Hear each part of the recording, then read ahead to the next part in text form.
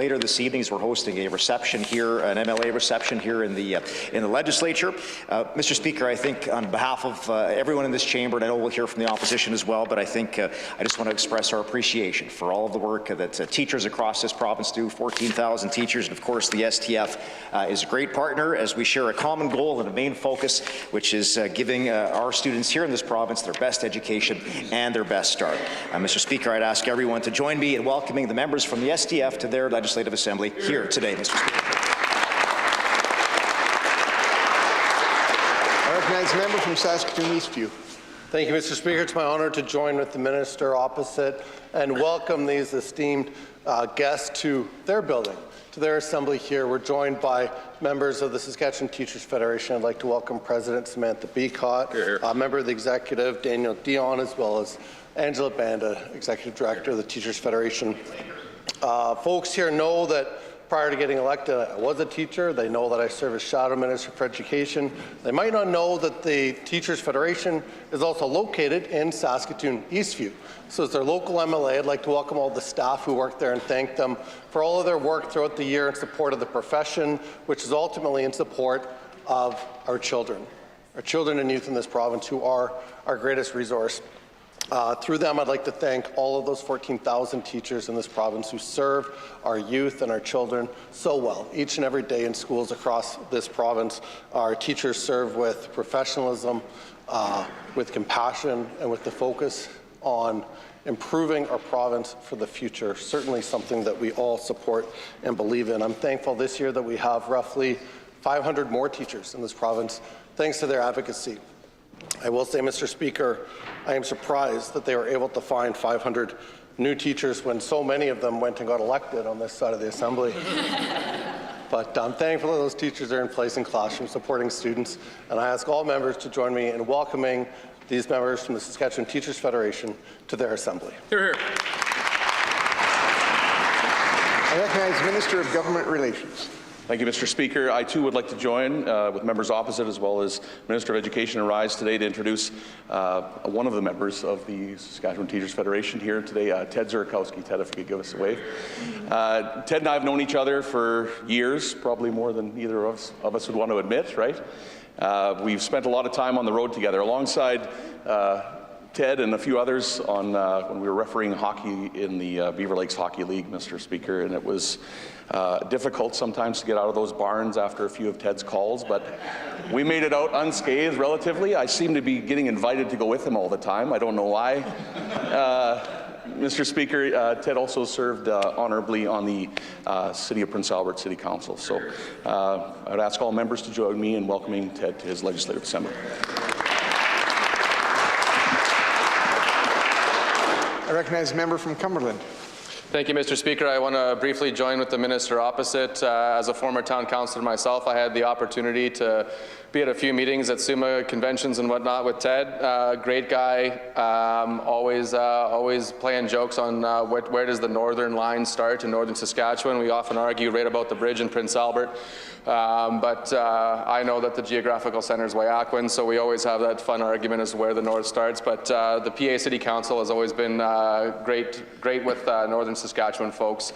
A lot of folks from the north end up in Prince Albert, whether it be just driving straight through it on their way down to Saskatoon or Regina here. But it's always a pleasure to see Ted, and on behalf of the opposition, I want to welcome him to his provincial legislature. Thank you.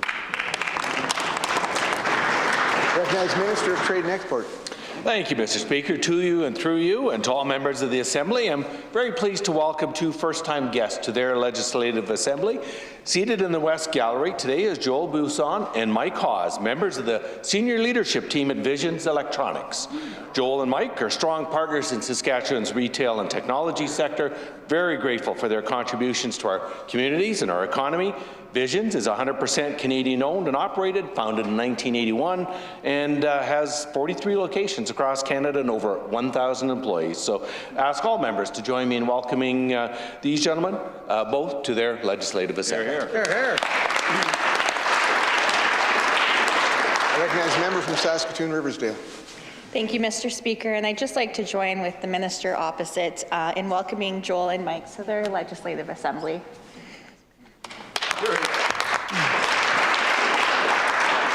I recognize the Minister of Justice.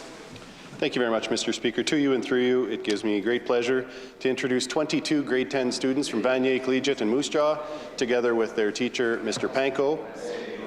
Mr. Speaker, before the proceedings started today, the member from Moose Jaw Waccamaw and I had an opportunity to meet with these students, fielded some very tough questions, very thoughtful questions, which we expect nothing less from one of Mr. Panko's classes. So I would ask all members to please join me in welcoming these 22 grade 10 students from Vanier Collegiate in Moose Jaw.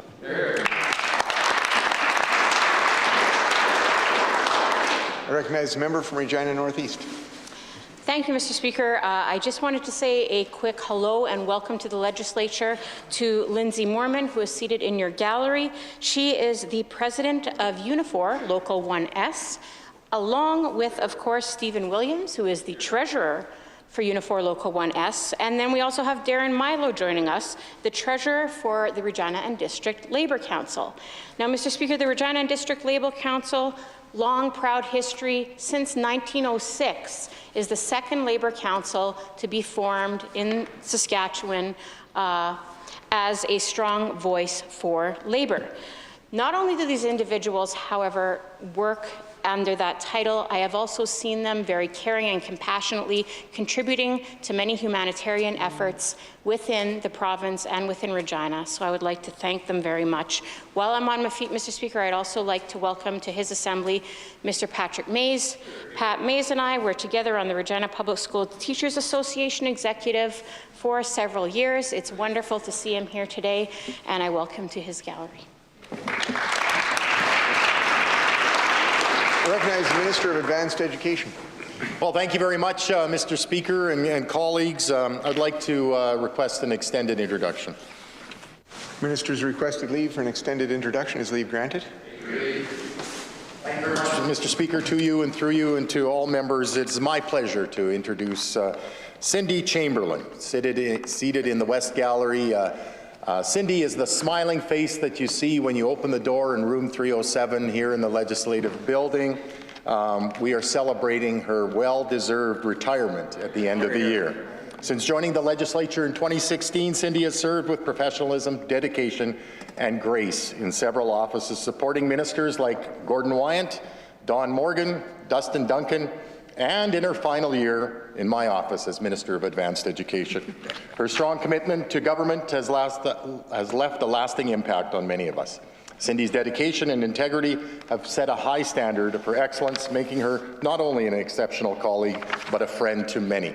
Mr. Speaker, I'll share one thing about Cindy. She has an incredible ability to stay calm under pressure, no matter how busy things become. Cindy always has a smile and a solution to offer. Today is even more special as she is joined by her family, daughters Crystal and Megan and grandson Peyton, who have supported her through this journey. On behalf of all of us, thank you, Cindy, for your years of service and unwavering support. May the next chapter of your life be filled with relaxation and time spent doing what you love most, whether it's traveling to new destinations or enjoying precious moments, spoiling your grandchildren like only a grandparent can. Please join me in congratulating Cindy on her retirement and thank her for making her province a better place. Here, here. I recognize the member from Regina Mount Royal. Thank you, Mr. Speaker. I want to join with the Minister and provide a good word to Cindy Chamberlain as she retires. This is someone who served her province and has always had incredible warmth as well and professionalism in that service here in this Assembly. I want to welcome her family that's with her here today. But on behalf of the official opposition and a grateful province, I ask all of us to provide our thanks and appreciation to Cindy Chamberlain on her retirement. I recognize Minister of Highways. Thank you, Mr. Speaker. To you and through you, I'd like to introduce a gentleman sitting in the West Gallery, someone I've come to know as when I first was Minister of Highways, and we've become good friends. And I want to introduce Linton Potsis from Potsis Construction out of Yorkton. Linton and his company has done phenomenal work in the province of Saskatchewan, not only in the southern half of the province, but also in the northern part as well. Linton and I know we've had discussions around that. But some of the work that his company has done, obviously he was one of the partners also in the Regina bypass as well. They did a lot of work there on the paving side. But he just completed probably one of the unique projects we did here in the province of Saskatchewan when he did the roundabout at Weyburn. And also way ahead of schedule, Mr. Speaker. So that causes some challenges in the Ministry of Highways Finance Department, but it worked out just well anyway, Linton. And also, his company will be doing the passing lanes from Fort Capel to Melville as well. So I want to take the opportunity to thank Linton and his family. They've been in the construction business here in this province for more than 60 years. And the work that they've done a lot of projects and great work. Just recognizing a very proud Saskatchewan company that does a lot of work for the Ministry of Highways. So, Linton, on behalf of the government, thank you for the work, and thank you, Mr. Speaker. I ask all members to welcome Linton to his Legislative Assembly. I recognize the member from Regina Mount Royal. Thank you, Mr. Speaker. I'd like to join with the minister and briefly extend our thanks and welcome to Linton here as well. The Sask Heavy Construction Gathering convention's going on here as well. I don't know, I suspect he's at that convention here as well.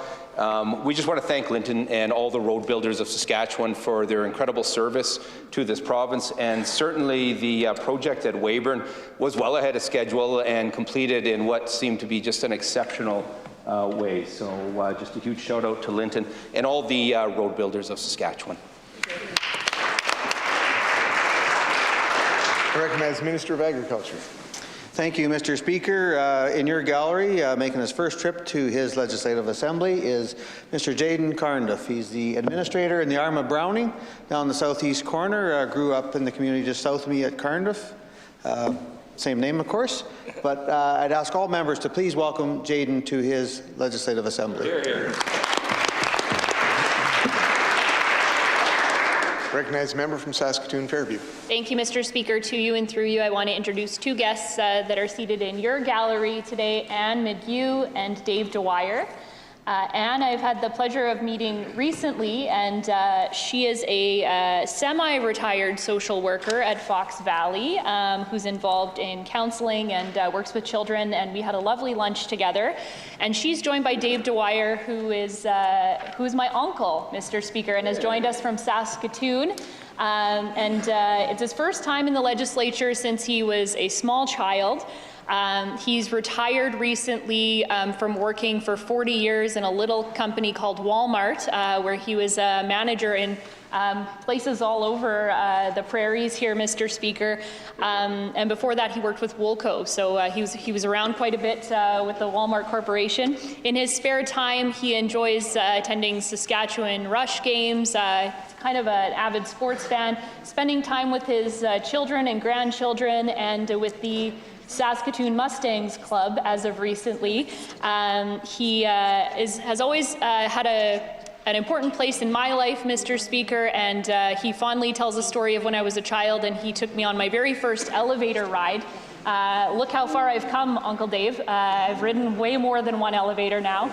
I want to thank him for taking the time and showing a special interest in coming out today, and it was great to walk them around, show them the building, and to have lunch with them. So I'd ask all members to join them in welcoming them to their Legislative Assembly. Sure. I recognize the member from Lumsden Morris. Thank you, Mr. Speaker. It has been said that gratitude may be the least of the virtues, but the greatest of the vices if absent in your life. And so, through you and to you, I want to express my sincere gratitude to my lovely wife, seated in your gallery. Marley Beth, you are loved and sorely missed over the last week. So thank you for being my wife of 44 plus years. And I invite all members to welcome my wife to this, her legislative chamber. I recognize the member from Cumberland. Thank you, Mr. Speaker. It gives me great pleasure to introduce to the House, seated in your gallery, up there in the big black trench coat, my CA, Modeste McKenzie. Modeste has given great leadership to the people of the North. You know, his connection to culture with having ancestry of Dene and Métis roots. always proves to be a strong asset in northern Saskatchewan. Strong leader within our party, former president of the Indigenous wing that we've had established here in our party, longtime supporter of not only the folks on this side of the house but also of me. We've grown up together in the community of La Ronge, and we've kind of come up together in the party, and it's a real honor to have him as my right-hand man in our office in La Ronge, and I thank him for what he's done throughout the course of the wildfires. I know that there's been incredible amount of stress put through our office dealing with the many challenges that have come up over the course of the season, and I just thank him for his service, and I ask all members to join me in welcoming my CA, Modeste McKenzie, to his provincial legislature.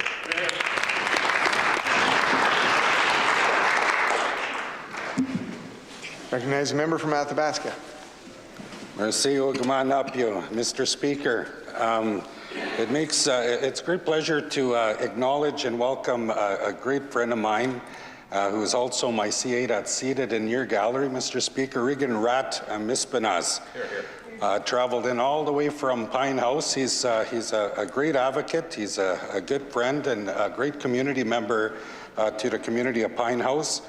He's been an advocate not only for the youth of northwestern Saskatchewan, but to the community members throughout the Northwest. And he's quite the jigger, Mr. Speaker. We were up at Lake Athabasca last year, and I tell you, it was a battle between my CA and the member from Cumberland CA, and to be quite honest, Mr. Speaker, I was the one that won. So it was. But Mr. Speaker, I just want to say I thank you for your work, merci for your work, and mio gisaganse. Thank you so much, Mr. Speaker. I'd welcome all members to please welcome Regan Rat Mispenaz to his assembly. I recognize a member from Saskatoon Centre. Miigwech, Mr. Speaker. I would like to join my colleague from Fairview in welcoming Dave Dwyer and Anne McGew to their legislature. Dave is a constituent of mine, and I thank you for coming all the way down here to visit Regina and to be here. Mr. Speaker, I want to talk a little bit about Anne. Back when I was a teen parent and lived here in Regina, they had a teen parent program here that offered mentorship to teen mothers. And that's well over 40 years ago. And I was so grateful for the teen parent program that Anne was involved with. Anne and the team back then nurtured me, supported me, and helped me to be here where I am. So Anne, thank you so much for all that you have done, all that the late Marge Robinson has done, and all the mentors for the teenage women. Thank you so much. And I ask all members to join me in welcoming these folks to their legislature.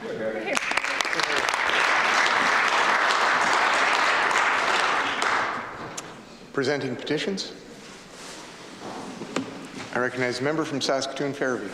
Thank you, Mr. Speaker. I rise once again today to present a petition that I've collected signatures on all summer in Saskatoon Fairview, both in Fairhaven and Parkridge, to open up vacant Saskatchewan Housing Corporation units for occupancy. We know that homelessness has quadrupled in Saskatoon under this premier, and this government needs a new approach, including fixing up vacant housing units. I'll read the prayer.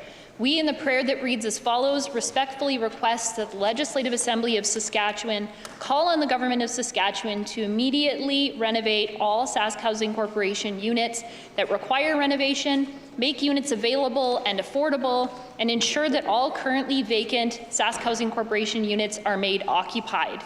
This is signed by individuals from Saskatoon Fairview. Mr. Speaker, I do so present. I recognize a member from Regina Douglas Park. Thank you, Mr. Speaker. I rise once again today to present a petition calling on the government to reverse the ban on third-party educators from publicly funded schools. Those who signed this petition wish to bring to our attention the following: that on August 22nd, 2023, the Saskatchewan government banned all third-party educators from publicly funded schools. Those who are banned include organizations like the Regina Sexual Assault Center, the Northeast Outreach and Support Services, and the West Central Crisis and Family Support Center. The topics that these organizations teach include things like consent, healthy relationships, and child sexual abuse prevention. Mr. Speaker, with Saskatchewan's worst in the nation rates in intimate partner violence and sexual abuse, the government should be doing everything possible to reduce these rates, including prevention education. And the decision to ban these educators will make Saskatchewan's rates of intimate partner violence, and sexual abuse worse, not better. I'd like to read the prayer. We, in the prayer that reads as follows, respectfully request that the Legislative Assembly of Saskatchewan call on the Government of Saskatchewan to immediately reverse its decision to ban third-party educators in Saskatchewan schools and consult with experts in developing a comprehensive curriculum for all Saskatchewan students. Those who signed the petition come from Saskatoon. I do so present. I recognize the member from Regina Rochdale. Thank you, Mr. Speaker. I rise today to present our petition calling for the government to address the housing crisis through affordable homes and tenant protections. The undersigned residents of the province of Saskatchewan wish to bring to your attention the following. The cost of housing and rental housing in Saskatchewan has skyrocketed, making it increasingly difficult for many individuals and families to secure stable and affordable housing. I'd also like to mention that the disastrous changes to SIS and SED have meant that over the past decade, homelessness has surged, pushing people onto the streets. Meanwhile, the government has made drastic cuts to housing programs. I'd like to read the prayer. We, in the prayer that reads as follows, respectfully request the Legislative Assembly of Saskatchewan to call on the Government of Saskatchewan to immediately implement a comprehensive affordable housing strategy aimed at stable and affordable housing. This would include the restoration of the cuts made to the housing portfolio, investment in the development of affordable and low-income housing units, enforcement of rental protections for tenants, and allocation of resources, development of second-stage housing and crisis centres. Mr. Speaker, this petition is signed by the residents from Foam Lake. I do so present. Recognized member from Regina Walsh Acres. Thank you, Mr. Speaker. I rise today to present a petition calling for real action on climate change.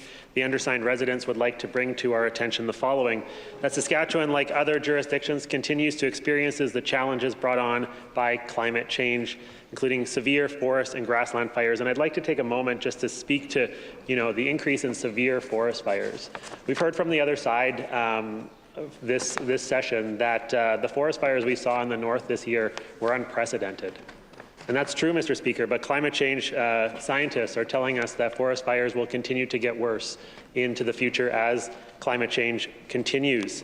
And so I hope and I challenge the government to really think about that and how they're preparing for forest fires in the future, because we expect them to continue to get worse. We are also seeing the costs of increased climate change continuing to grow through increased crop insurance and provincial disaster assistance programs.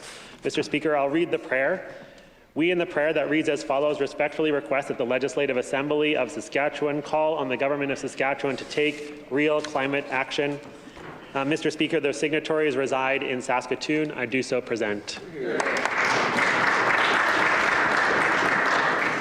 Reading and receipt. I recognize the member from Regina Northeast. Thank you, Mr. Speaker. I rise to once again present a petition to the Legislative Assembly of Saskatchewan to implement rent control now.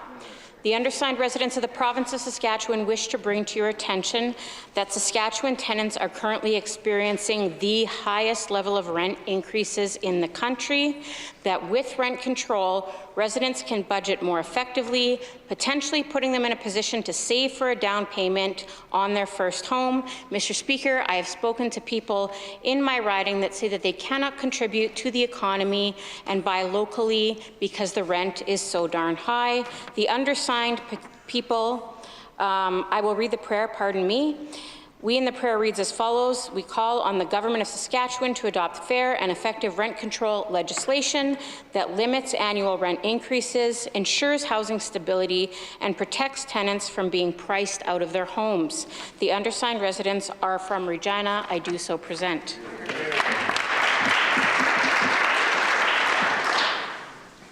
Reading and receiving petitions. Statements by members.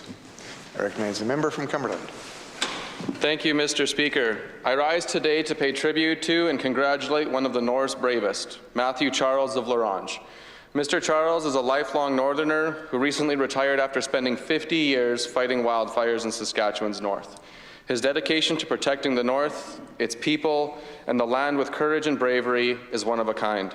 He is known amongst his colleagues for his leadership, vast firefighting knowledge, sense of humor, professionalism, and mentorship, which he has provided to multiple generations of firefighters. And though he has spent his career in northern Saskatchewan, he has found himself known to a broader audience as a TV star through a documentary television series called Guardians of the North, which follows members of various firefighting agencies from our great province, including the Saskatchewan Public Safety Agency. Mr. Speaker, it is individuals like Mr. Charles who exemplify what it means to be a Northerner, a loving father and a husband, a protector of community and the land, who brought crucial leadership to his firefighting crews during the chaos that ensues when battling wildfires. His legacy and sense of duty is an example for all, and it is my privilege and honor to acknowledge him and wish him well as he turns the page to his retirement chapter. On behalf of the people of Cumberland, my colleagues that form the Saskatchewan NDP's official opposition, I'd like to thank Mr. Charles for his years of service and dedication to the people of northern Saskatchewan and wish him a happy retirement. Thank you, Matthew. You're here. I recognize the member from Weyburn-Bengoff. Mr. Speaker, it is a great day to talk about a women-led fundraiser that is helping women in Regina facing homelessness, domestic abuse, or enduring hardship.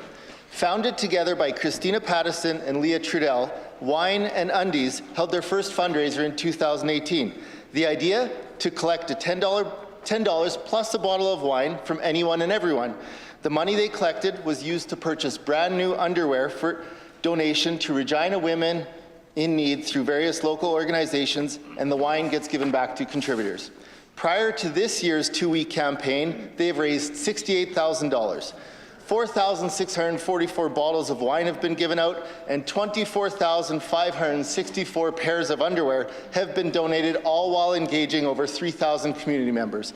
And Mr. Speaker, this year is proving to be bigger and better than ever, with the event wrapping up this evening at the Keg Steakhouse and Bar in Regina South with a sold-out evening for Undies Gala. Their unique fundraiser and hard work has not gone unnoticed, Mr. Speaker, having recently been recognized by the Association of Fundraising Professionals with the Outstanding Community Group Award. On the award, it is inscribed, "Change the world with a giving heart." Well, Mr. Speaker, these women are changing the world with wine and undies. Here. I recognize the member from Regina Mount Royal. Mr. Speaker, Amanda McCall is a tireless force for good that gives back to our community in a remarkable way. She's been leading and organizing her backpack and school supplies giveaway project for 10 years. She knows that getting prepared for a new school year is a financial barrier for many families, so she provides backpacks filled with school supplies to kids in need as they head back. This year, she organized and gave away almost 1,200 backpacks. She makes this happen with the incredible volunteer team of friends and family and the donations of many. Special shout-outs are in order for some of those donors. Corey and Larry Lasco, as well as Aaron Carr from the respective Great Canadian Oil Change locations, Stacey Wong and Shauna Levanaway from Wheaton Chevrolet, Kevin Fairbrother from Hyundai of Regina, A&W on Avonhurst, Rukers HDD and Construction, GNS Marina and Rowan's Ravine, the Rosemont Mount Royal Community Association, Harvard Developments, the Saskatchewan Safety Council, Ehrenberg Homes, the Regina Downtowners Optimist Club, Aaron and Associates Insurance, FYI Doctors, and Leopold's Tavern. Mr. Speaker, without a doubt, this project has made a positive difference in the lives of so many. I ask all in this legislature to express our heartfelt thanks to Amanda McCall for her inspiring leadership and dedication, and to all those that have helped and volunteered to make it happen. Thanks, Mr. Speaker. I recognize the member from Moose Jaw, Waccamaw. Thank you, Mr. Speaker. Our government continues to take action to address interpersonal and gender-based violence in Saskatchewan. Today, we are proud to announce the launch of the 4th phase of our Face the Issue campaign. This campaign focuses on the role of bystanders, family, friends, colleagues, and neighbors to ensure people understand the signs of violence and abuse, and to encourage people to safely step in when they see or suspect it. We are incredibly grateful to our community partners for working alongside us in the development of the campaign and for their shared commitment to supporting victims and survivors. Our government strategy is built on 3 pillars: prevention, intervention, and accountability. This year, our government will invest $32 million in interpersonal violence programs and through the justice system, including $14.2 million directed to community-based organizations.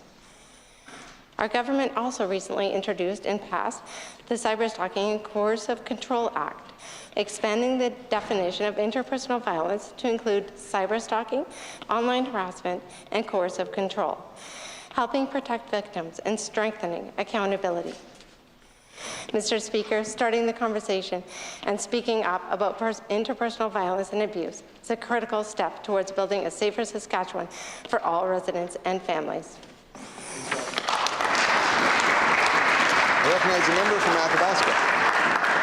Mr. Speaker, I was pleased to have joined the people of the northern village of La Loche, surrounding communities, alongside hardworking staff and leadership of the Northern Lights School Division number 113, as they celebrated the grand opening of the new Netoulatsoin Elementary School, which opened its doors this year. The event began with a song sung by Elder and Village Councillor Tony Lemaigue, alongside some elementary students wearing ribbon skirts and drumming. Let that image be a symbol of the type of place in which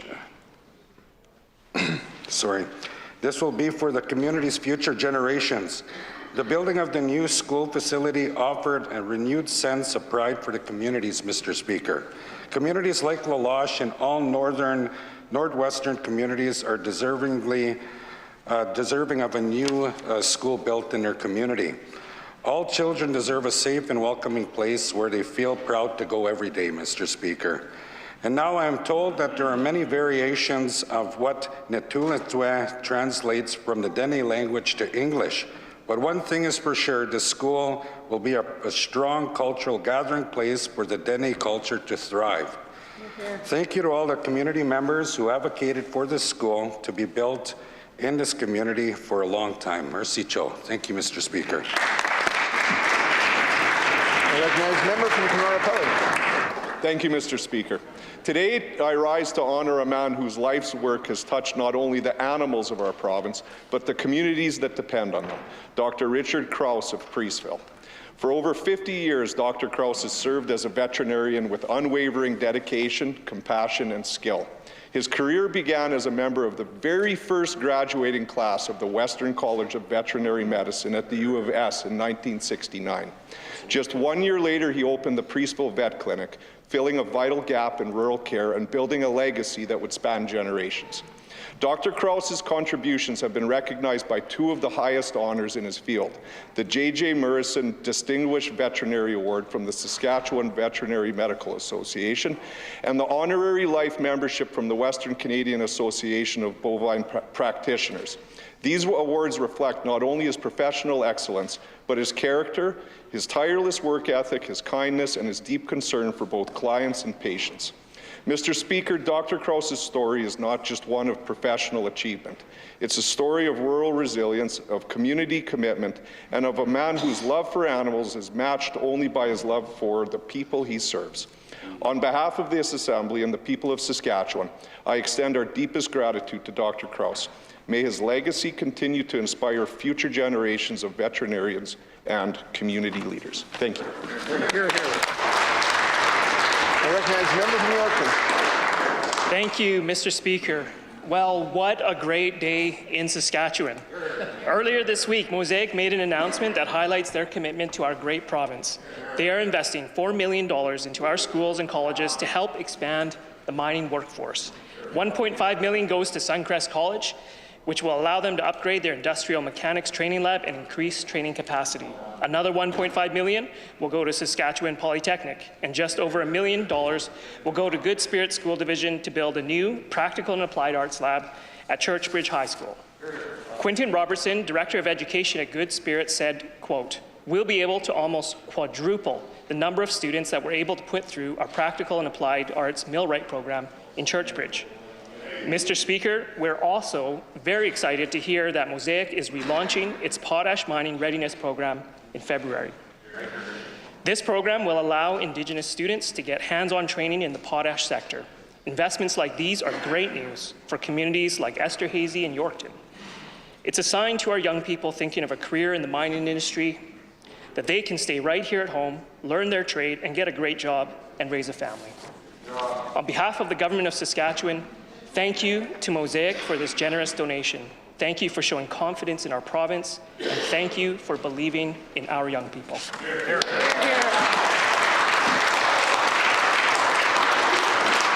Question period. I recognize the Deputy Leader of the Opposition. Mr. Speaker, this government is borrowing nearly $1 billion at Sask Power with no oversight. The company is projected to lose $166 million this year alone. Rates will have to go up by at least 10%. How much is the Premier going to hike power rates to pay for this? I recognize the Premier.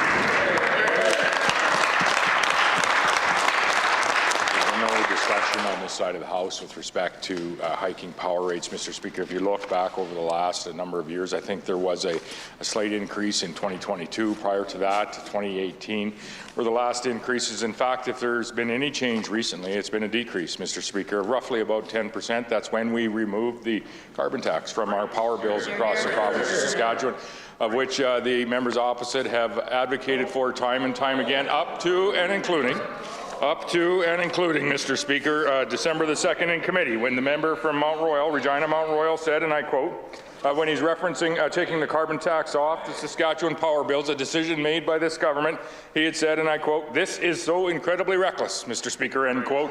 Mr. Speaker, time and time again, quote and quote again, the members opposite advocate for that carbon tax to be on the power bills of Saskatchewan families. We have removed it, which it continues to ensure Saskatchewan has some of the lowest utility rates in the nation of Canada. Recognize the Deputy Leader of the Opposition. Mr. Speaker, the Premier knows that that statement is completely false. Right. Mr. Speaker, let's try this again.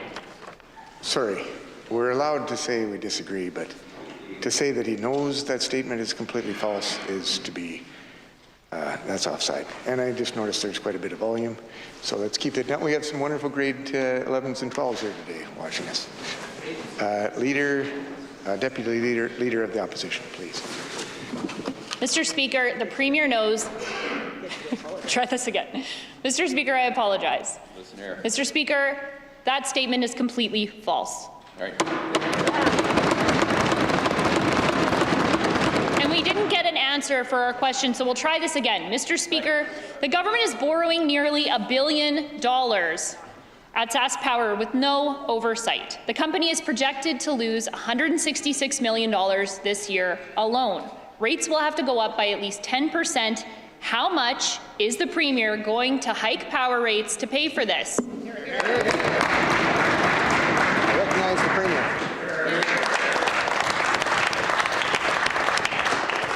We didn't increase power rates, we lowered power rates by removing the carbon tax off those power bills, Mr. Speaker. I hear time and time again this number of $1 billion. The only way you can get there, Mr. Speaker, is taking the Q2 quarter results, Mr. Speaker, and adding the supplementary estimates to that, which is not the way this works, Mr. Speaker. As was reported by the Deputy Minister, the Deputy Premier, the Minister of Finance, a couple of weeks ago in our Q2 result, Mr. Speaker, $427 million is the number, Mr. Speaker. We continue to have the lowest utility bundle in the nation of Canada because it's this government and SAS Power that works hard to ensure that our cost of power is low for Saskatchewan families, and we're making decisions like removing the carbon tax off their bills. Member from Regina South Alberta. Thanks, Mr. Speaker. Don't let the facts get in the way of a good story. Again, this is a government that raised power bills 3 times in a single year. So let's try this again. The government is borrowing nearly $1 billion of public money. SAS Power is projected to lose $166 million this year. Rates will have to go up by at least 10%. So to the Premier, how much are you going to hike power rates to pay for this? Hear, hear. I recognize the Premier. Mr. Speaker, with respect to the assumptions that the opposition members have, Mr. Speaker, I would just say this, as per my previous answer, the nearest I can tell is they are taking the Q2 results, adding supplementary estimates to that, which is not the way this works, Mr. Speaker. The deficit was reported as $427 million, and when they start adding those supplementaries to Q2, that's nothing short of double counting numbers in this province, Mr. Speaker, and I should expect no more from a party that actually mixed up the revenue and expense lines in their campaign platform, Mr. Speaker. There you go. Mr. Speaker, it's nothing short of lost and reckless statements, Mr. Speaker. We're going to continue to make... We just heard how many teachers are on the opposition side, and that we've got the STF representatives here and some students in the crowd. I think in a classroom we'd expect debate and discussion to be quiet and considerate. So, Premier, would you finish your answer? To assure those students and all other young people in this province that this is the place to be, and that they'll continue to have some of the lowest utility rates in the nation of Canada into the future. I recognize the member from Regina South Alberta. Thank you very much, Mr. Speaker. Again, this is a government that is borrowing $1 billion, $1 billion of public money with no oversight. SAS Power is projected to lose $166 million this year.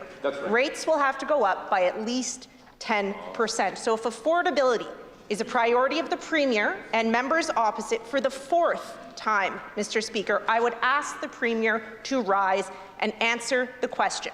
How much is this Premier going to hike power rates by to pay for this? I recognize the Minister of CIC.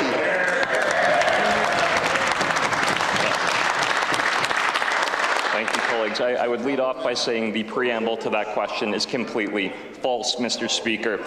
And let's be very, very clear what the NDP are demanding, and what the NDP won't deny that they are demanding, which is that the carbon tax be put back onto the SAS Power bill of every single person in this province. In fact, Mr. Speaker, when we made the decision to take the carbon tax off of SAS Power bills, these members criticized us.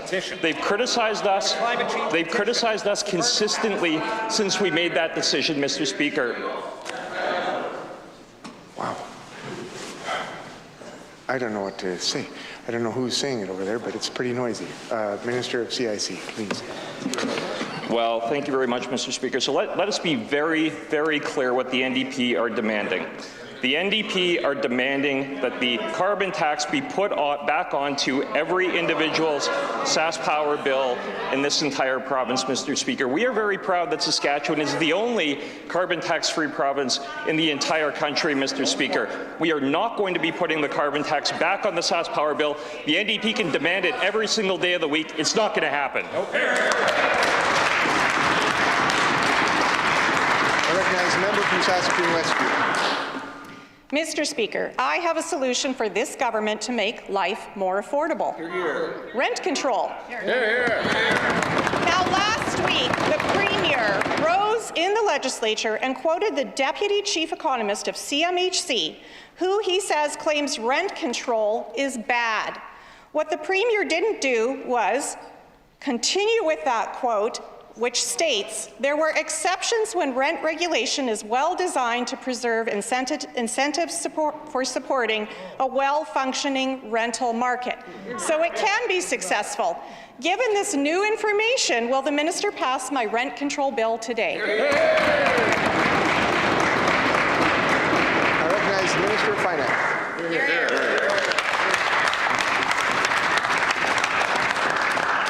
Mr. Speaker, this issue has been debated on the floor of this Assembly many, many times this session, Mr. Speaker. The fact of the matter is, in virtually every jurisdiction that rent control has been tried, however well-intentioned it might be, Mr. Speaker, it simply does not work. It causes the opposite. It dries up investment. It slows down housing starts, Mr. Speaker. The solution to increasing rents and higher rents is more housing starts, Mr. Speaker. That's why we have the secondary suite incentive in place. That's why we increase first-time homeowners program, Mr. Speaker. We're going to continue to target programs that will increase housing starts, Mr. Speaker, because we also are concerned about the increase in rental rates, Mr. Speaker, but the way to do that, again, is through more housing starts.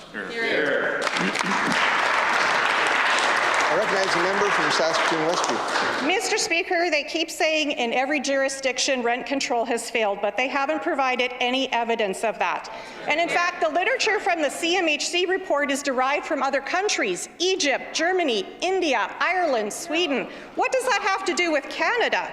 Mr. Speaker, maybe this government should stop reading the same CMHC report and instead listen to Saskatchewan renters. We've brought them here today. We have 6 in the gallery, 2 seniors and 4 young people, 3 of whom are university students. They should be able to focus on their studies, not worry about how they are going to keep a roof over their head. But after 18 years of this Sask Party government, this is what our students can expect. Why won't the Sask Party bring in rent control and make life more affordable to young people? I recognize the Minister of Finance.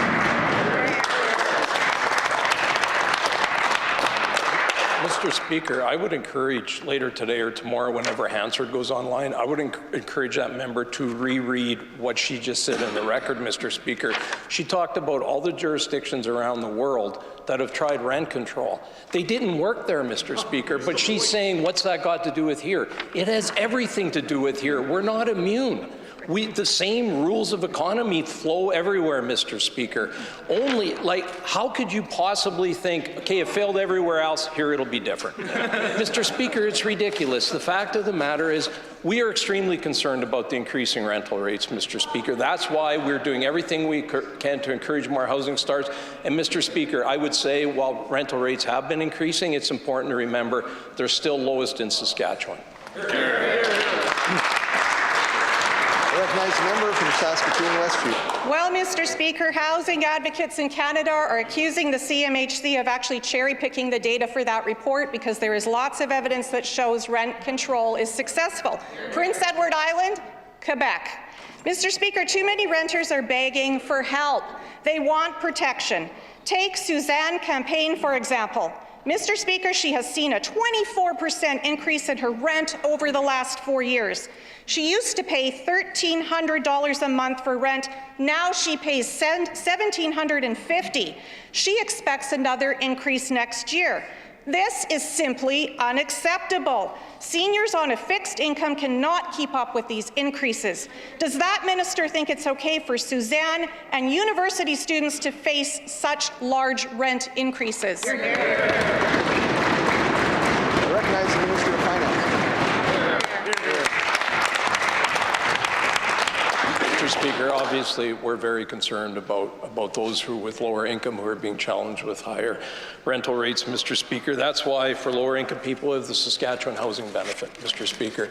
That's why for seniors, the member opposite mentioned seniors, Mr. Speaker, we have the seniors income plan, Mr. Speaker, to help out in those situations. But what I found unusual was when the member named a couple provinces that she thought that rent control is working, which I beg to differ, Mr. Speaker, but I noticed that she forgot NDP, British Columbia, that has rent control and has the highest rental rates in the country, Mr. Speaker. I recognize the member from Saskatoon-Meewasin.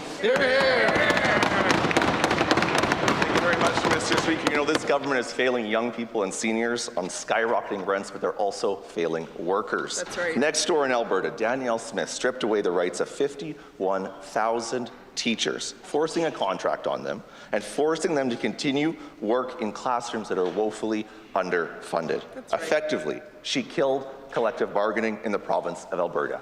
And what was the response from this premier to cheer her on, Mr. Speaker. It's unbelievable.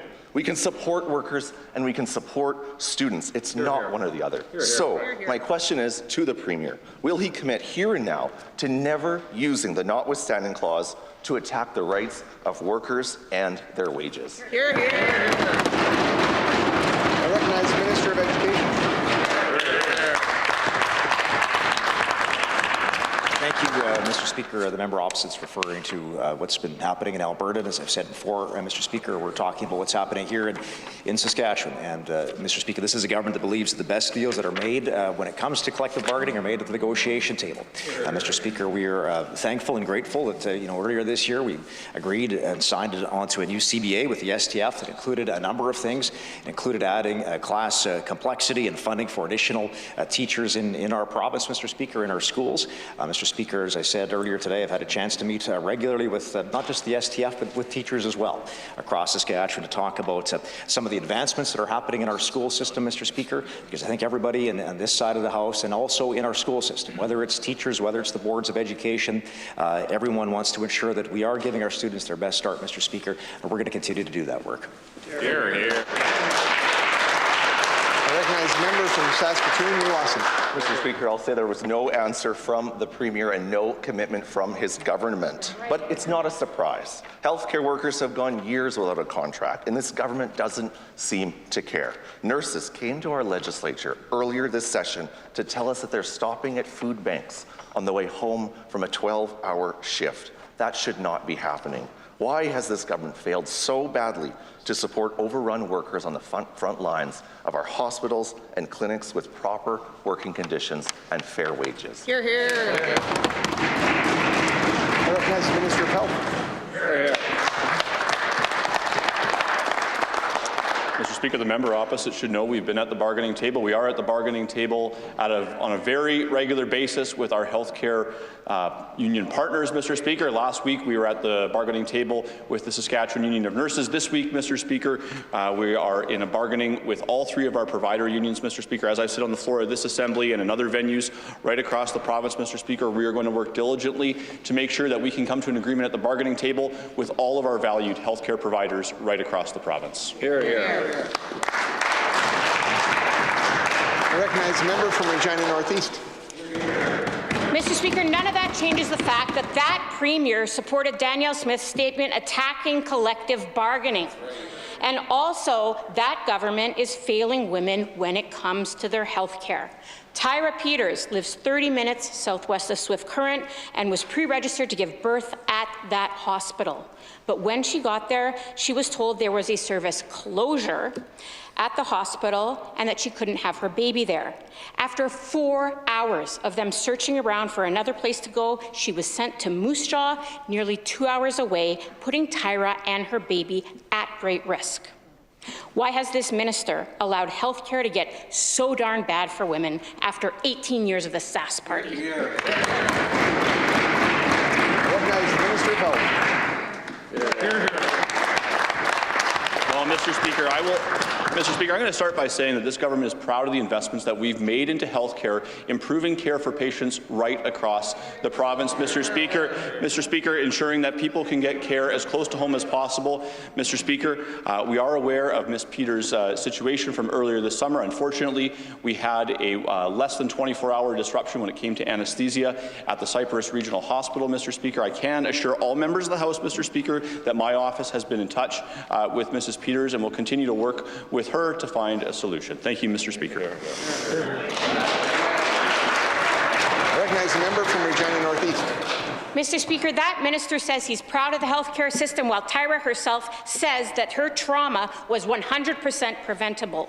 And I quote her, "My baby was in distress. They had to give me oxygen as the baby's oxygen levels fell dangerously low. They had to give me an episiotomy to help my baby be born faster because she was in distress. This is an extremely painful procedure to recover from," end quote. This should not be happening in a rich province like Saskatchewan. There has to be some other place to go if you have that closure. What does the minister say to Tyra about the pain and trauma she endured because the Sass Party has run our healthcare system into the ground? Recognize the Minister of Health. Hear, hear. Hear, Well, thank you, Mr. Speaker. Mr. Speaker, as I indicated in my previous answer, my office has been in touch with Ms. Peters regarding the birth of her child earlier this summer. Mr. Speaker, as I indicated in my previous answer as well, Mr. Speaker, unfortunately, we had a less than 24-hour disruption when it came to anesthesia services at the Cyprus Regional Hospital, Mr. Speaker. Again, Ms. Peters was able to be transported to the Moose Jaw Hospital, Mr. Speaker, and we're grateful that she was able to receive the appropriate care that she needed at the Wigmore Hospital in Moose Jaw, Mr. Speaker. As I indicated in my previous answer, Mr. Speaker, we want to make sure that everyone in this province has the best experience possible. This situation, Mr. Speaker, was not ideal for Ms. Peters and her family, Mr. Speaker, and again, we've been in contact with Ms. Peters and we'll continue discussion with her. Thank you. Thank you. I recognize the member from Saskatoon Centre. Mr. Speaker, I'll tell you what's happening here in Saskatchewan. For several weeks, the Minister for Mental Health and Addictions has been claiming the ministry does not have data on wait times for addiction treatment in this province. She claimed it in this House, and she claimed it in front of the media. This week, CBC News reported they filed a Freedom of Information request, and contrary to the minister's claim, that data was available and was provided to them. I have seen it with my own eyes. Can the minister explain why she repeatedly told us information on addiction treatment wait times did not exist? I recognize the Minister of Remote and Rural Health. Thank you, Mr. Speaker. Mr. Speaker, I've never denied that there are wait times across this province. We're fully aware of that, and the wait times vary depending on the location, the type of treatment that you're taking. They can vary, Mr. Speaker. So that is exactly why in our Mental Health and Addictions Action Plan, we are adding additional spaces to the system, Mr. Speaker. Right now, we have an additional 281 spaces, Mr. Speaker. And I know the member opposite was questioning those numbers yesterday, so I'd just like to read into the record those spaces that are available. There are 60 treatment spaces through EHN Canada in Lumsden, 42 intensive virtual treatment spaces available across the province, 40 mobile withdrawal management spaces with Medavie in Saskatoon, 32 intensive outpatient treatment spaces through Possibilities Recovery in Saskatoon, 12 of which are specifically for youth, 26 post-treatment spaces at St. Joseph's Hospital in Estevan, 17 inpatient treatment spaces for families through Camor Integrated Health in Saskatoon, 15 inpatient treatment spaces. I'll read the rest in the next answer, Mr. Speaker. I recognize the member from Saskatoon Centre. Mr. Speaker, 14 days in Prince Albert, 20 days in Saskatoon, and 6 weeks in the minister's hometown of Estevan. It's all laid out in that document that was presented to by CBC in straightforward bullets. It is objective fact the minister tracks wait times for addictions treatment in this province, and yet the minister has stated publicly that, quote, it's really hard to kind of reconcile all of that is happening at this point in time, end quote. The minister's statement does not align with the objective fact that this data is indeed reconciled and tracked. Why has the minister diverged so sharply from the facts? I recognize the Minister of Remote Rural Health. Thank you.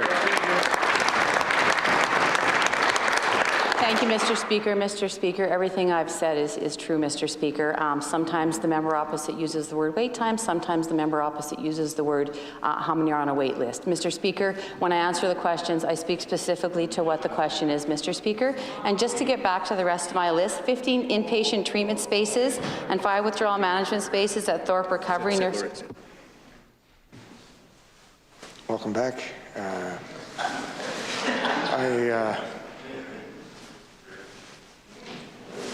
Please, Minister. 5 withdrawal management spaces at Thorpe Recovery Centre near Lloydminster, 15 withdrawal management spaces at Onion Lake, 15 inpatient treatment spaces at Musqueam Lake near Pine House, and 14 inpatient treatment spaces through Poundmaker's Lodge in North Battleford, 281 additional spaces, and we will get to that goal of 500. And the member opposite talks about the wait times in Estevan being at 6 weeks. Do you know what they would be if they had the opportunity to serve? They closed down my treatment center in Estevan when they had the opportunity. It would be a I recognize the member from Regina Walsh. Thank you, Mr. Speaker. Now, Saskatchewan people are shocked and outraged about the lack of oversight that allowed Dan Goodnow to take advantage of sick and vulnerable patients like Susie Silvestri. Now, the minister has tried to shift his responsibility to the College of Physicians and Surgeons, asking them to investigate. However, this morning, the Associate Registrar of the College told CBC, quote, that the Medical Profession Act 1981 does not provide the tools necessary to deal effectively with a business that practices medicine without a license, end quote. He went on to say that in other provinces, the Ministry of Justice handles this kind of concern. So, what's the Minister of Justice and the local MLA have to say to that? I recognize the Minister of Health.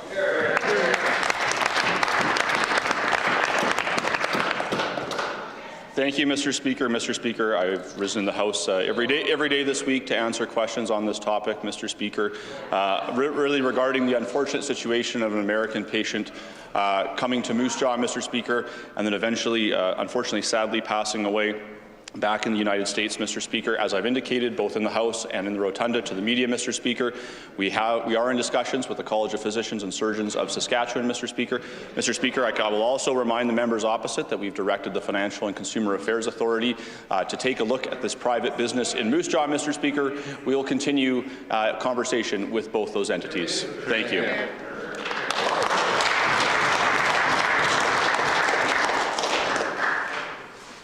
I think I owe an apology, don't I? Kind of. I think if the person who I said something to earlier would forgive me, I apologize for that, because that was kind of offside. It was not kind of, it was offside. So, thank you. Ministerial statements. Introduction of bills. Item number 1, MLA Sauer. I recognize the member from Regina Douglas Park. Sorry. Mr. Speaker, I move that Bill 611, the Constitutional Questions Notwithstanding Clause Referral Amendment Act, be now introduced and read a first time. It has been moved by the member from Regina Douglas Park that Bill number 611, the Constitutional Questions Notwithstanding Clause Referral Amendment Act, be now introduced and read a first time. Is it the pleasure of the Assembly to adopt the motion? Carried. First reading of this bill. When shall the bill be read a second time? At the next sitting of the Assembly. Next sitting. Presenting reports by standing and special committees.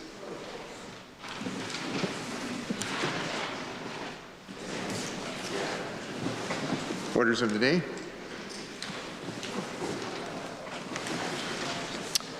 I would like to table a report from the Legislative Librarian pursuant to Section 83 of the Legislative Assembly Act 2007 and in accordance with the rules and procedures of the Legislative Assembly of Saskatchewan. The Legislative Librarian has submitted the Legislative Library Annual Report 2024-2025.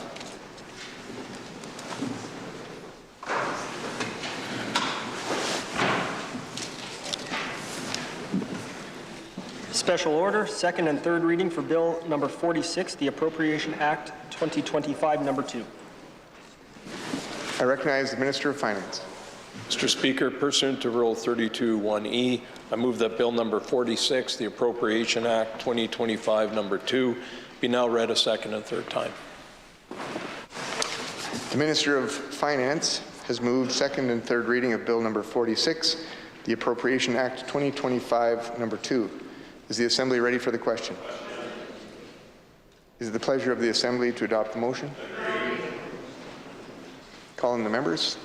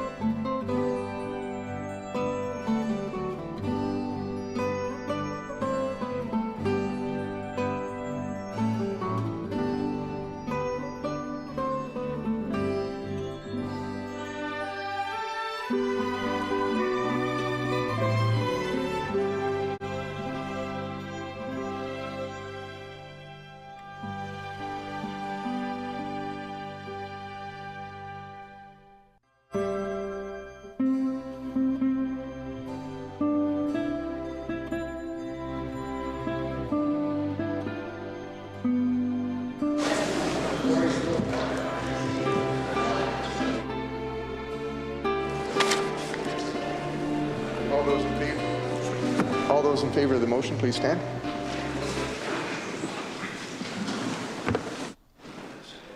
MLA Moe. Yes.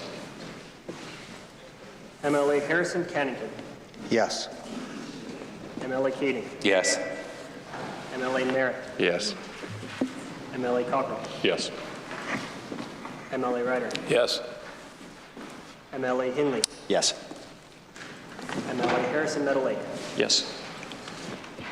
MLA Jensen. Yes. MLA Young Lloydminster. Yes. MLA Shovel Dayoff. Yes. MLA Kiesig. Yes. MLA Thorne-Steenson. Yes. MLA Martins. Yes. MLA Hilbert. Yes. MLA Steele. Yes. MLA Schmaltz. Yes. MLA Ross. Yes. MLA McLeod Moose Jaw North. Yes. MLA Carr. Yes. MLA Wilson. Yes. MLA Weedmark. Yes. MLA Beaudry. Yes. MLA McLeod Lumsden Morris. Yes. MLA Crasweller. Yes. MLA Crop. Yes.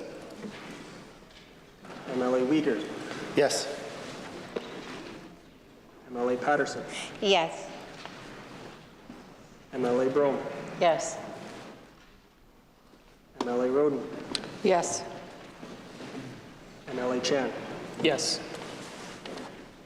MLA Gardner. Yes. MLA Kassoon. Yes. All of those opposed to the motion, please stand.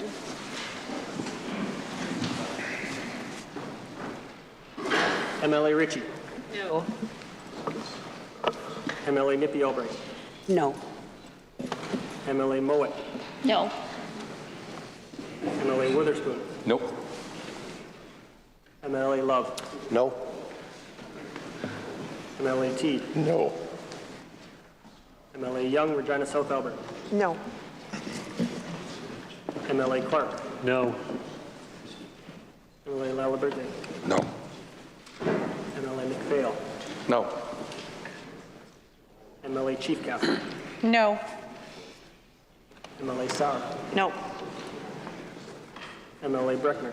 No. MLA Blakely. No. MLA Brar. No. MLA Gordon. No. MLA Warrington. No. MLA Pratchler. No. MLA Hauser. Nope. MLA Watt. No.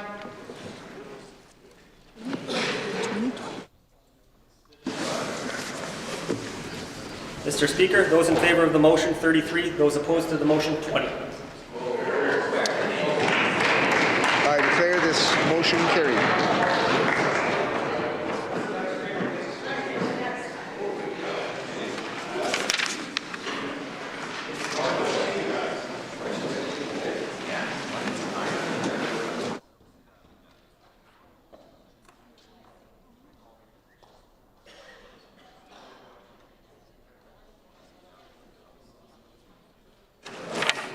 Second and third reading of this bill.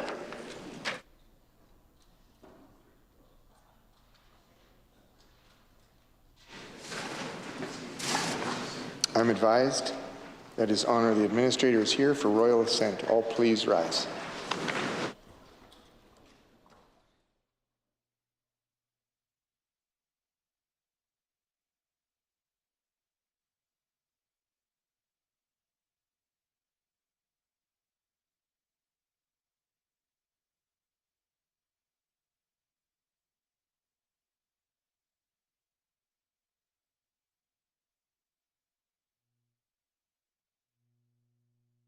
Robert Miller, Provincial Administrator for the Province of Saskatchewan.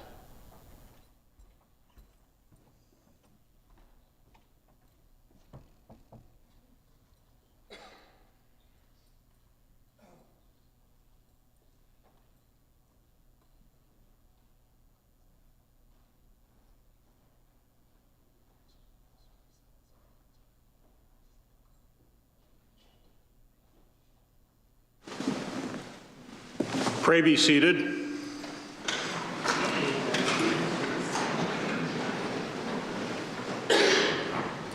May it please your honor, this legislative assembly at its present session has passed several bills, which in the name of the assembly I present to your honor, and to which bills I respectfully request your honor's assent.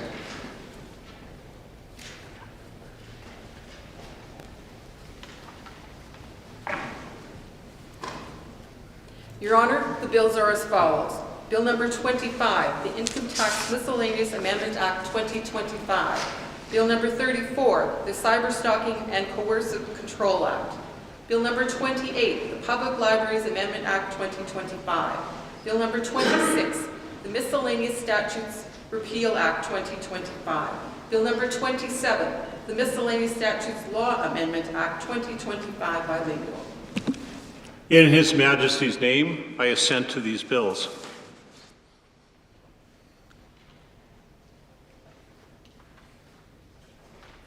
May it please your honor, this legislative assembly has voted the supplies required to enable the government to defray the expenses of the public service. In the name of the assembly, I present to your honor Bill number 46, the Appropriation Act 2025, number 2, to which bill I respectfully request your honor's assent. In His Majesty's name, I thank the Legislative Assembly, accept its benevolence, and assent to this bill.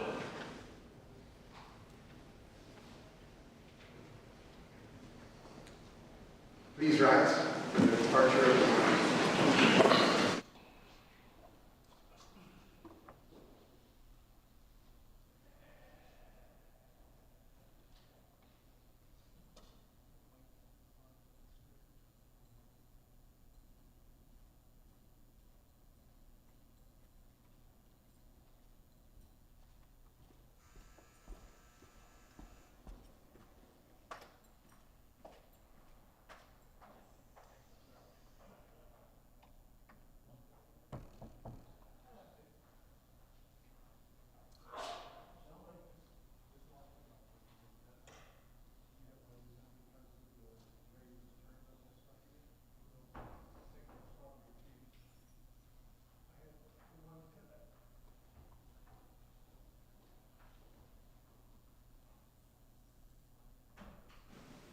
Please be seated.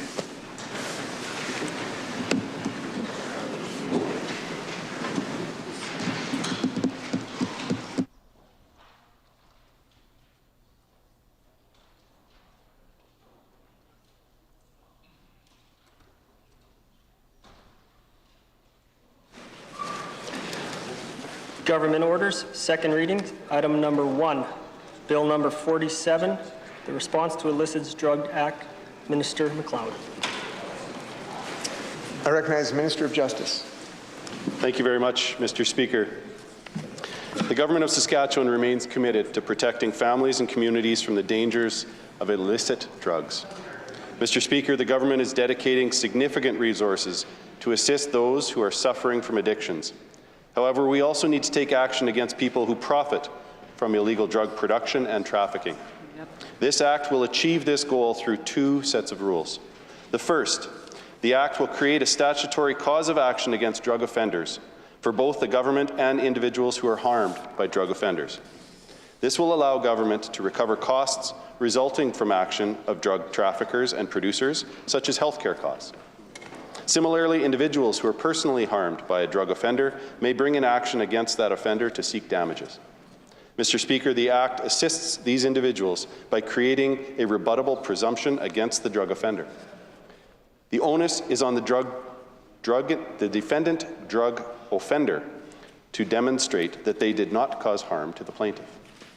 Secondly, the Act deems certain appointments, grants, or agreements that are made or entered into by government to be voidable if the other party is convicted of a drug offence. The government will have discretion to determine the appropriate action in each case and ensure that drug offenders face appropriate professional and economic consequences for their actions.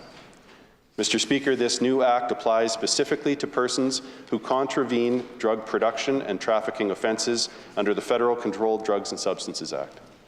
It does not apply to individuals who are convicted of simple possession offences. This approach ensures the Act is focused on those individuals who are profiting from illegal drug trade rather than the individuals who are suffering from addiction. Mr. Speaker, I am pleased to move second reading of the Response to Illicit Drugs Act. It has been moved that Bill number 47, the Response to Illicit Drugs Act, be now read a second time. Is the Assembly ready for the question? I recognize the member from Regina South Alberta. Thank you very much, Mr. Speaker. It's a pleasure to rise today and put some introductory comments on the record in reference to Bill number 47, the Response to Illicit Drugs Act, and I thank the Minister for his remarks on the bill. Mr. Speaker, plain and simple, we agree. The drug crisis in Saskatchewan is out of control, and more needs to be done to address this, whether it comes to penalizing drug dealers or helping those who are struggling with addiction, Mr. Speaker. And we've been clear on this side of the House. We saw it here today, even trying to get a clearer picture of the barriers that exist in Saskatchewan right now for accessing timely treatment for those suffering with addiction. We're losing hundreds of people each year to addiction, to overdose, to drug poisoning in this province, Mr. Speaker, and it needs to stop. It tears apart families, it tears apart whole communities. It's critical that we get tough on those causes of crime, Mr. Speaker, as well as we've talked about in this Assembly, increasing supports for those struggling. It's not the time to be cutting them, Mr. Speaker. The root causes of crime are also a real challenge, Mr. Speaker. I don't think I have much more to say on this bill at this point. I know the critics will be doing great work in looking at this legislation. And with that, I'm happy to adjourn debate on Bill number 47, the Response to Illicit Drugs Act. Here. The member has moved to adjourn debate. Is it the pleasure of the Assembly to adopt the motion? Carried. Government orders, adjourn debate. Item number 1, resume debate on the second reading motion for Bill number 24, the Saskatchewan Internal Trade Promotion Act. MLA Brar. I recognize the member from Cumberland. Well, thank you, Mr. Speaker. It's an honor to rise today to enter a few remarks here on Bill number 24, the Saskatchewan Internal Trade Promotion Act. In a quick review of the bill, we see that if there's a good or a service that meets the standards or certification in another Canadian jurisdiction, it meets the corresponding standards and certification in Saskatchewan. It'll still be subject to Saskatchewan laws, and some for service supplier, provided they're in good standing with their own regulatory authority, and this does not apply to Saskatchewan government agencies. I will say right off the top here that it's a good thing to see that the minister is now taking tariffs seriously. I think at the very outset of me being able to serve on the floor of this legislature, there was a real opportunity for this Premier and the Minister of Finance to also take those tariffs seriously and see that in their budget and see that in their response to Donald Trump's tariffs here in the province of Saskatchewan. We didn't see that. And in our latest quarterly report from the minister himself, talks about the effects of tariffs here in the province of Saskatchewan when it comes to the finances of this province. And so, our team, we put a bill forward here as well, and I preferred the bill that we had simply for the facts that it protects the OH&S standards that we have here in this province. As a former shop steward in my union, Unifor Local 2S, OH&S regulations and standards in this province are extremely important. When we talk about the most important thing to come home from or to come out of the factory and make its way home is the worker, Mr. Speaker, and that's why we supported our colleague, our Shadow Minister for Trade and Export Development and the MLA from Saskatoon-Riversdale's bill, and why I hope that the government could have looked at the two bills and found that ours was a little more superior to even the ones that they put forward, and we could have worked to pass a bill that was a little bit more robust here in the province of Saskatchewan. I know that my colleagues have entered in on this in many similar ways, and I know that there's many colleagues that will probably get up and say a lot of the things that I've said here again today. But for now, I am prepared to adjourn debate on Bill number 24, the Saskatchewan Internal Trade Promotion Act. Thank you, Mr. Speaker. Member has moved to adjourn debate. Is it the pleasure of the Assembly to adopt the motion? Carried. Government orders, adjourn debates. Item number 2, resume debate on the second reading motion for Bill number 29, the Tailgating Act. MLA Clark. I recognize the member from Saskatoon, Silver Spring. Thank you, Mr. Speaker. It's a pleasure to be on my feet today in the Assembly to speak on Bill number 29, the Tailgating Act. I can honestly say, I think on behalf of all the members on this side and in fact the entire Assembly, of the immense pride that we all took in that fantastic victory of our very own Saskatchewan Rough Riders. It's not just a victory for the team, not just a victory for the city and for the entire province. It is for everyone that lives in it. Even my family, who were all originated from here and migrated to a province next door, I can tell you every time the green and white lifts the cup is an amazing day in the Gordon household and in millions of other households across this country. You know, with respect to this act, I don't think you're going to get much argument from members on this side. I think it's important that we continue to find ways to celebrate this amazing team, this amazing institution, Mr. Speaker, and find new and interesting ways to celebrate that institution, make it inclusive, make it enjoyable, make it meaningful, provide a deeper impact, I think. You know, the roots of the Saskatchewan Rough Riders runs deep in this province and across this country. And so an act such as this is a welcome thing. That said, Mr. Speaker, you know, and again, as I said, I don't think you're going to get much argument from us on this side with respect to this. I do question, though, you know, why this has become the signature piece and the throne speech for this government and for this session, when we know that there's other things that the government could have done in addition to this. We could have had the Tailgating Act next to improvements in health care. We could have had the Tailgating Act next to improvements in education, providing supports for children dealing with special needs and not getting the kind of education they need, or seniors that are getting thrown out of long-term care facilities, or children who need daycare, or you know, patients or mothers who need access to a hospital when they're about to give birth. We could have done all that alongside the Tailgating Act. And so it makes me wonder what the priorities of the government is to some respect. Yes, we'll support this Tailgating Act, but boy, we could have done a heck of a lot more during this session too, I think, Mr. Speaker. That said, I am happy to adjourn debate on Bill 29. The member has moved to adjourn debate. Is it the pleasure of the Assembly to adopt the motion? Carried. Government orders, adjourn debates. Item number 3, resume debate on the second reading motion for Bill number 31, the Defamation Act. MLA Blakely. I recognize the member from Regina Rochdale. Thank you, Mr. Speaker. I rise today to speak to the Defamation Act. I see that it's here to start to tighten laws for legal action against defamatory publications. If a defendant can't pay damages with or without admitting, with or without admitting liability, and that juries must rule on whether defamation has occurred or if it is just the defendant actually said it in the words in the question.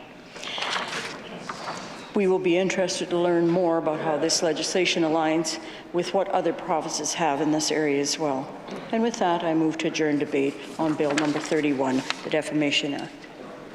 Good speech.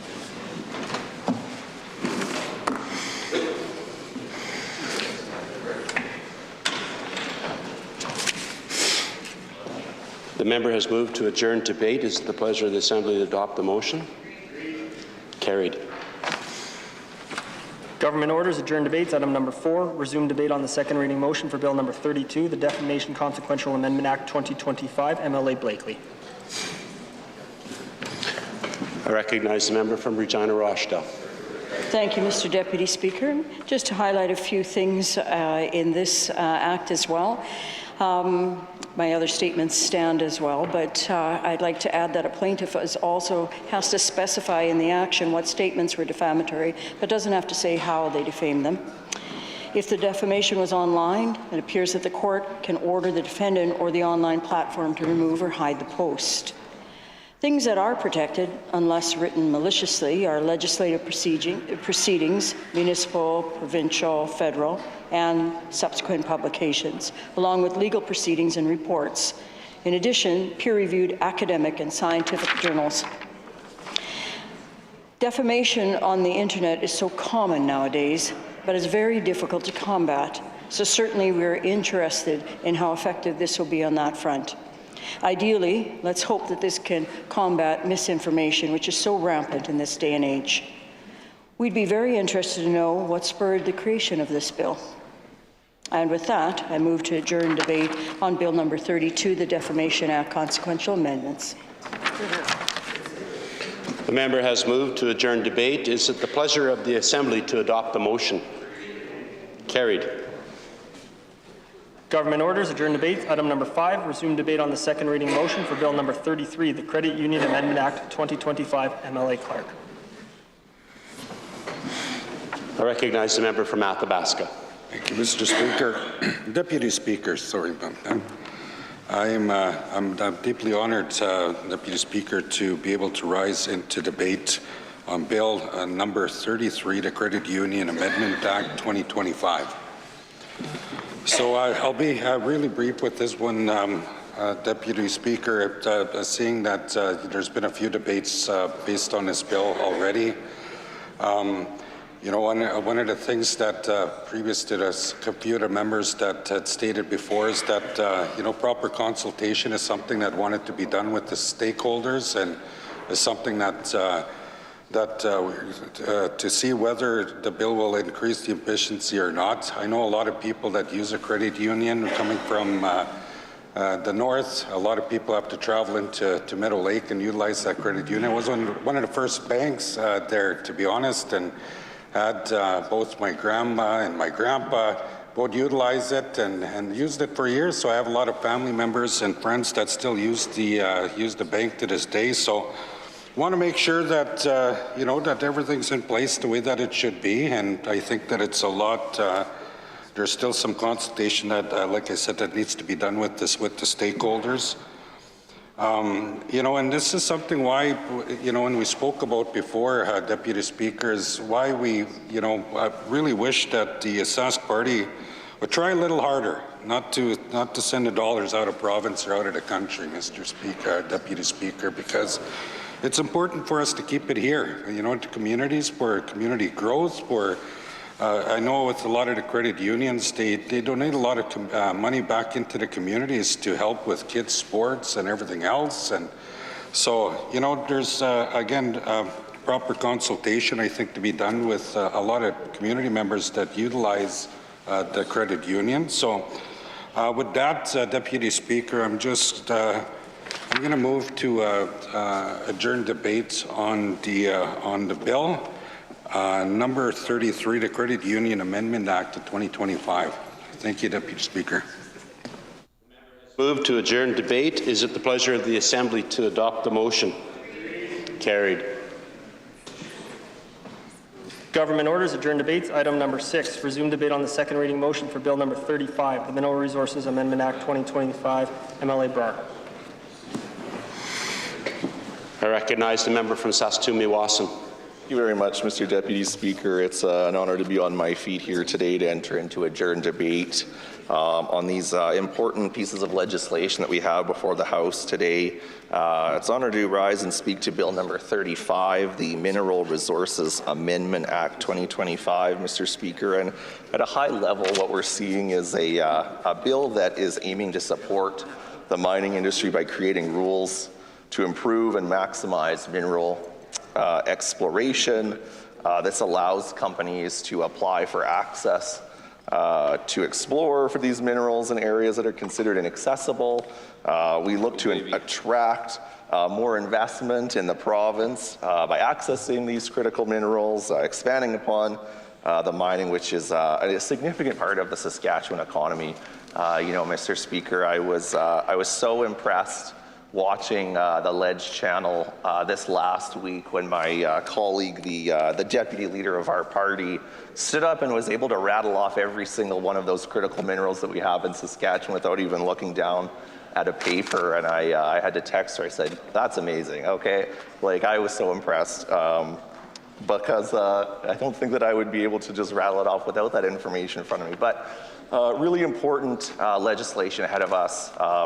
On the drive here today, Mr. Speaker, of course, we had the Prime Minister on the radio speaking about, of course, we've all seen the ads. They were kind of playing through most of the high sports events that we've been watching over the last couple weeks here, but the Ring of Fire in Ontario, you know, I think that word is now emblazoned in our brains after seeing those commercials. But, you know, Mr. Speaker, what we've seen is really critical minerals that will be used in the future of our energy transition, what that may look like, Mr. Speaker, and the billions of dollars in economic output, the thousands of jobs and careers that you know, exploring and accessing these minerals will create. And so, Mr. Speaker, just in general, quite supportive of this bill. There are details that I know my colleagues have adequately talked to in this chamber. I know that our shadow minister will continue to engage with the stakeholders and you know, including important conversations with First Nations of our province. It's crucial that we ensure that we are in consultation, duty to consult, Mr. Speaker, when these minerals are a doorway to economic prosperity for everyone in this province. And so, Mr. Speaker, happy to speak to this bill and happy to move to adjourn debate on Bill number 35. The member has moved to adjourn debate. Is it the pleasure of the Assembly to adopt the motion? Carried. Government orders, adjourn debates. Item number 7, resume debate on the second reading motion for Bill number 36, the Change of Name Amendment Act 2025, MLA Blakely. I recognize the member from Regina Rochdale. I'll just highlight a few items from this bill. The government can notify police of any change of name, and they can also notify other provinces' vital statistics departments and be notified if you change your name in another province. It also highlights that only permanent residents and citizens can change their names. You don't need, or you cannot change your spouse's name without their written consent. And there's no fee to alter birth records after a name change, but there's still a fee to alter marriage records. Of course, we would want to make sure that we consult with our stakeholders to make sure notification of police is done safely and responsibly in any of these cases.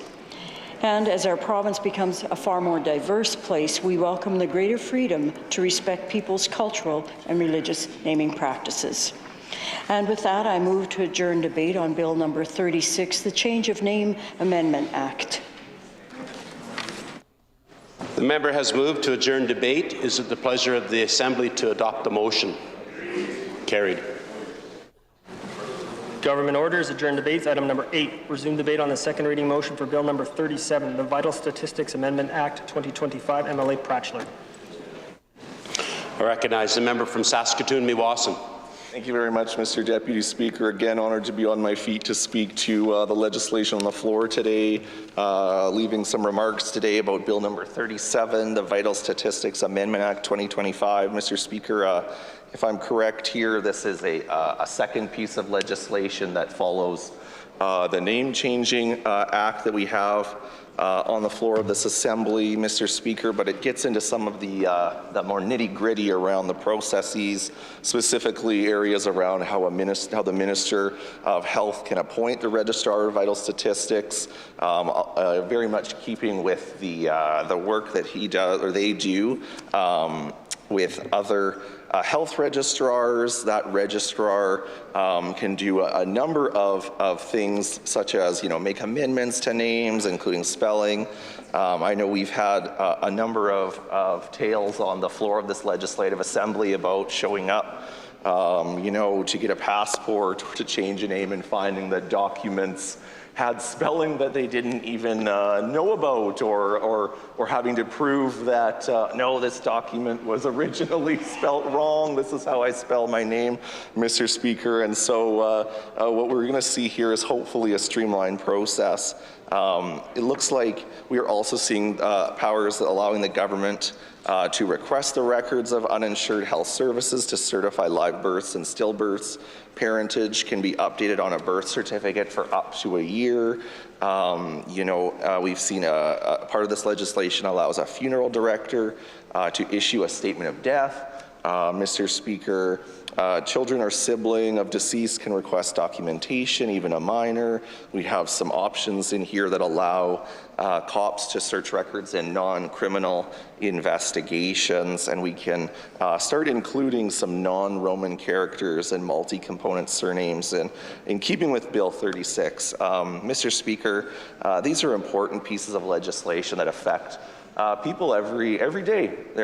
We have folks who are looking to change their name. I may not get to speak to Bill number 36 in this session, but one of the first things that was brought forward to me when I was elected around name changing was the difficulty that transgender individuals have when accessing services to change their name, Mr. Speaker, Mr. Deputy Speaker. And there's a couple barriers. First and foremost, there is a cost to changing your name.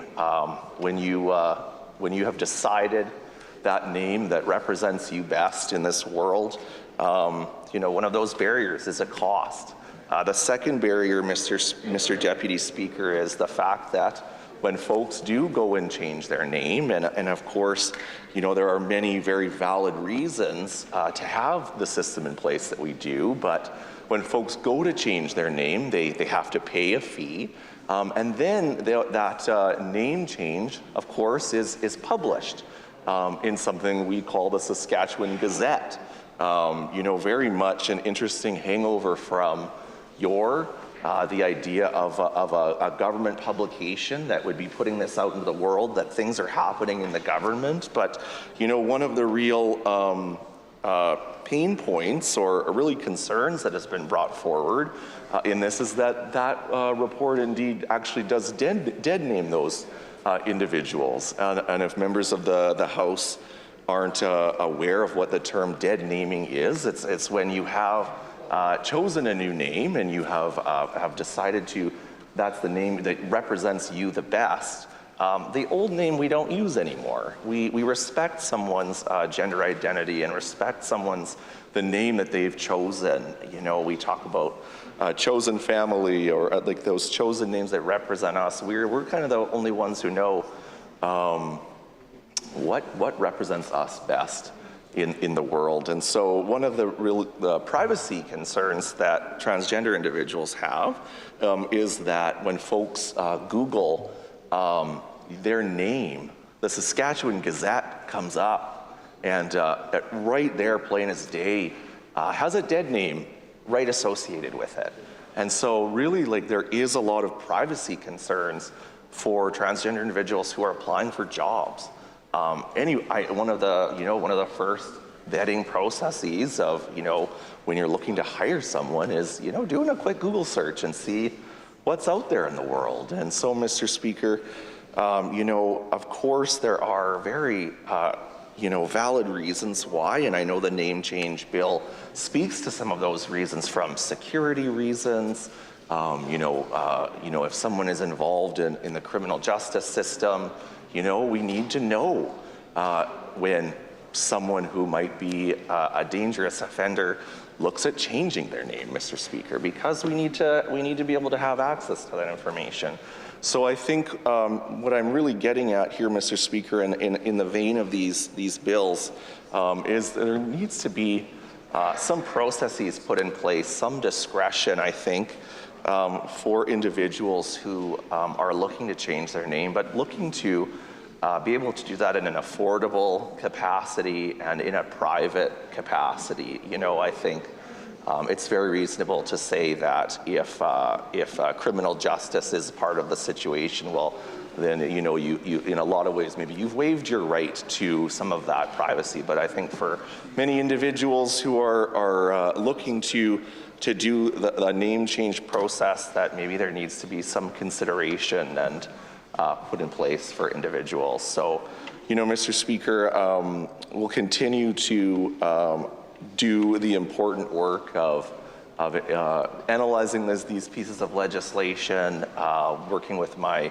colleague, the Shadow Minister of Health and Rural and Remote Health. I'm happy to see modernizations. I hope that we, as an Assembly, might be able to chart a course forward in this room that would respect every individual in Saskatchewan. Every person comes with their own journey to this kind of situation, and I will continue to analyze the bill, and I'm happy that I was able to put some comments on the record here. And so at this time, I will move to adjourn debate on Bill number 37, the Vital Statistics Amendment Act 2025. The member has moved to adjourn debate. Is it the pleasure of the Assembly to adopt the motion? Carried.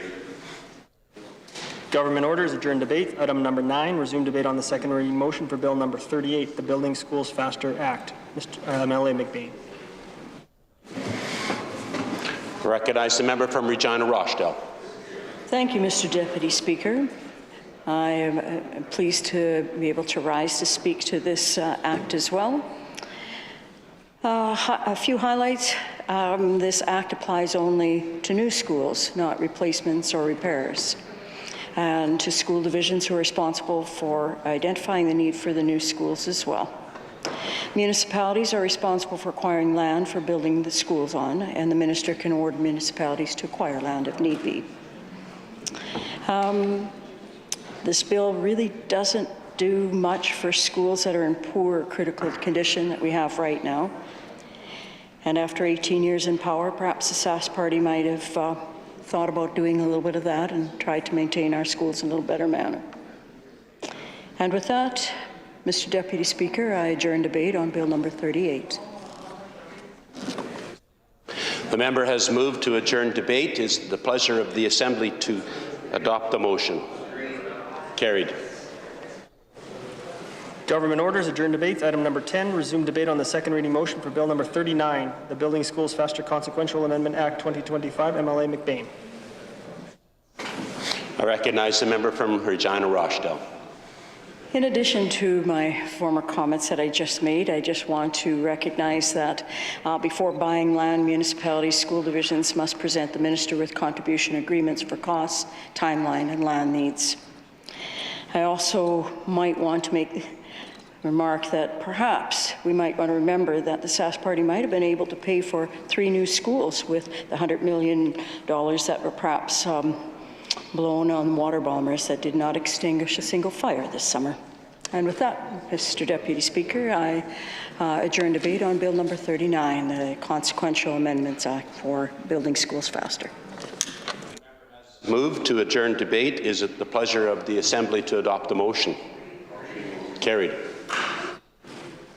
Government orders, adjourn debate. Item number 11, resume debate on the second reading motion for Bill number 40, the Animal Protection Amendment Act 2025. MLA Blakely. I recognize the member from Regina University. Thank you very much, Mr. Speaker. I'm pleased to rise today to enter some comments on Bill number 40, the Animal Protection Amendment Act. Like a lot of the ambitious legislative agenda this session. Mr. Speaker, this deals largely with modernizing the Act and making some tweaks. It does cover some issues and clarifications around euthanasia of animals, but also chiefly kind of modernizing the work of the animal protection officers. One thing that's great to see is a code of conduct for the APOs, as well as animal welfare inspectors that are able to educate the public about compliance and even follow up on corrective actions, as well as a chief officer who can handle complaints about APOs. We believe this adds a good level of accountability and fills in some gaps in this respect, Mr. Deputy Speaker. Animals, whether they be pets or working animals or part of a business, are important to Saskatchewan families and economy. And with that, I am prepared to adjourn debate on Bill number 40.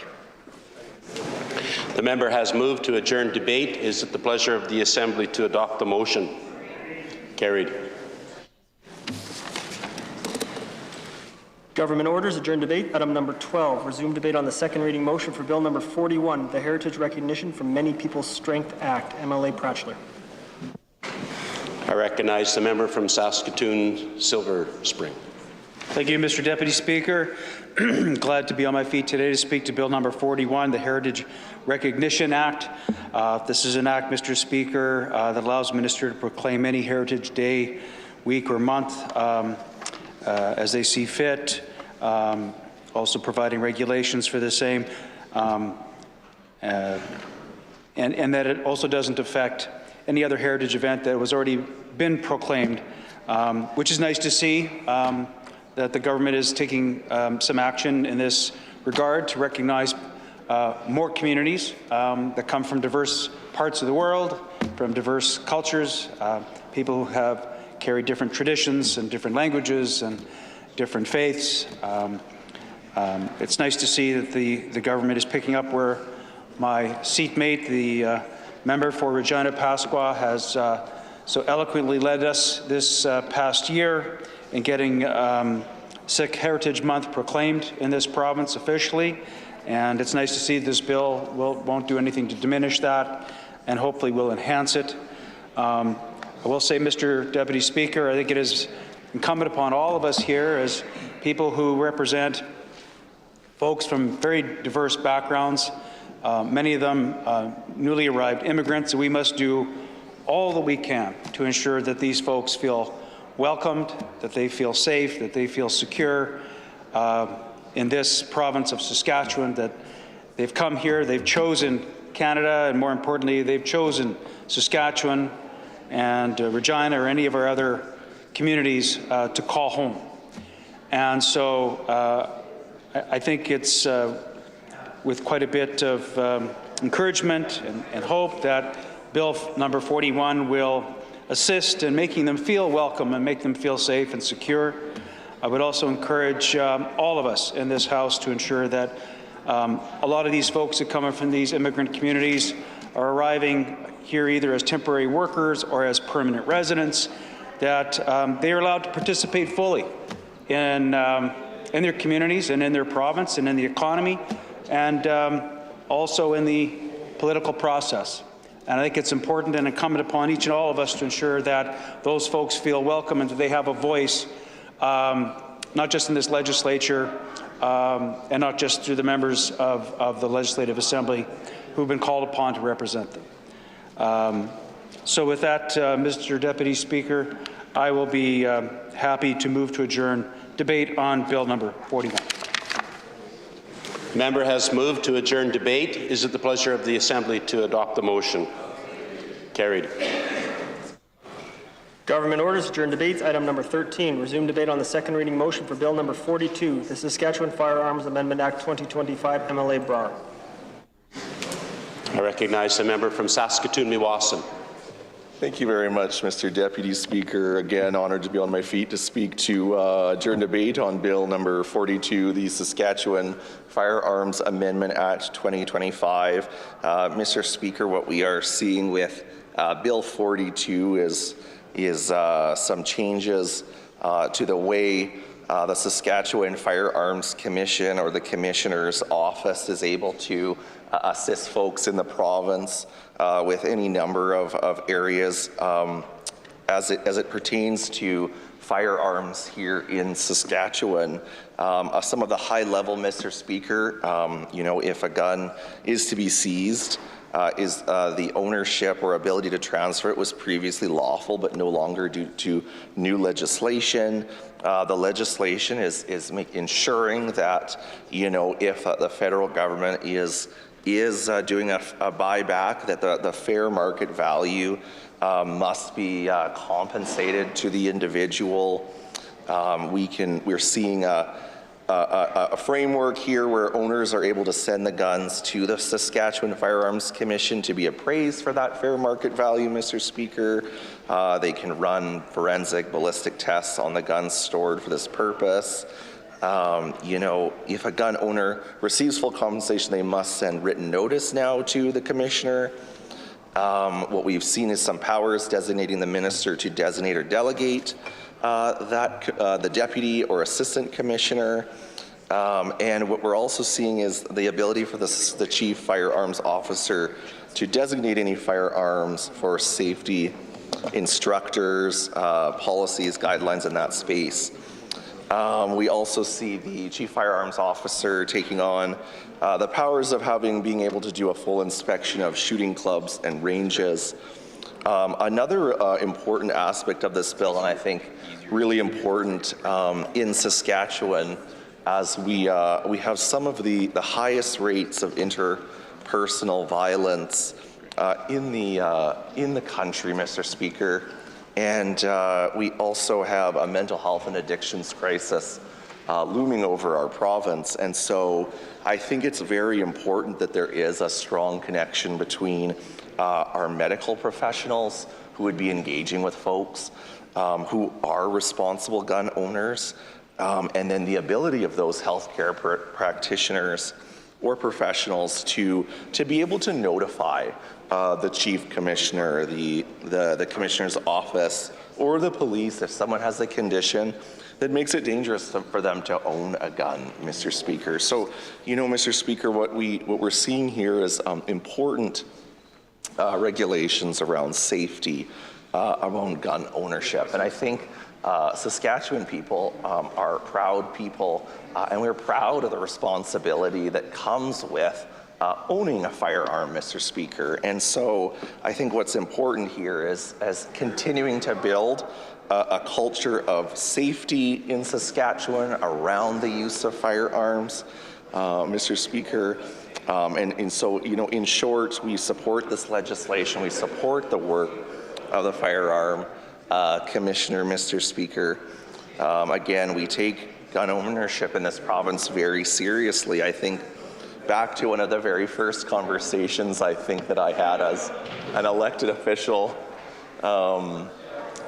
with a friend of mine's dad. I had been recently elected, probably a couple days, and I see my friend's dad in the mall, and this is a family of really avid hunters, Mr. Speaker. And, the importance to that family and their family is being able to hunt, be law-abiding citizens, own those firearms, and be able to fill their freezers full of food. One of the most cost-effective ways of taking on the high grocery prices that we're seeing, the cost of living crisis, is to be able to provide, family and friends with those game meats or things that they're hunting. We heard from the member from Saskatoon, Chief Mistawasis, about his constituent who collects the bird game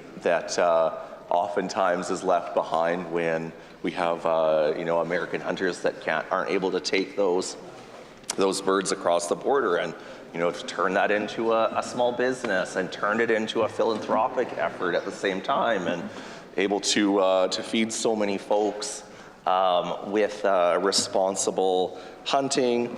And coming back to that story, Mr. Speaker, just the first conversation I would say was, you gotta make sure that they don't come for our hunting rifles, Mr. Speaker. And of course, at the time we saw, the federal government really making really wide blanket regulations, not consulting the people who it affects the most, Mr. Speaker. And so what we have here is legislation that really meets the moment, meets the needs of Saskatchewan individuals, making sure responsible gun ownership is being upheld, making sure that safety is being upheld, building that culture of safety, and also in supporting the right of healthcare workers to make those important decisions, and sometimes probably very difficult decisions when, you have to make that call and say that,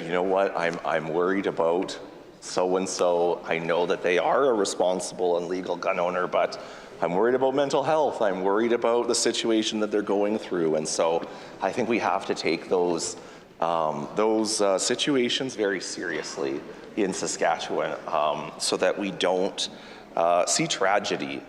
We want to make sure that folks who are responsible have every right to participate, and we want to make sure that when there are concerns that we're doing our due diligence, Mr. Speaker, to ensure the safety of folks in Saskatchewan. I'm mentioning mental health, and that maybe is an assumption, but what we're seeing is medical professionals being able to make those calls. So, Mr. Speaker, I'm happy to have put some comments on the record and share the story of maybe my first lobbying engagement with a friend's dad in the mall at Midtown Plaza the day after I was elected, and this was the issue that came to me, which is always a fun thing to think back and reminisce, and also just make a commitment to that person who thought it was very valuable to make that, to have that conversation. And I can follow up that I've told his story maybe twice now in the Leg Assembly. That here on this side of the House and on that side of the House, we're united in ensuring that responsible gun owners are able to access the use of those. Mr. Speaker, I'd be remiss, I haven't even spoken about the important relationship with our First Nations, Métis, and Inuit folks here in Saskatchewan, and their rights to hunting and fishing. Over the last little while, we have seen just concerning sales of Crown land and the ability to practice the inherent treaty rights become limited, Mr. Speaker.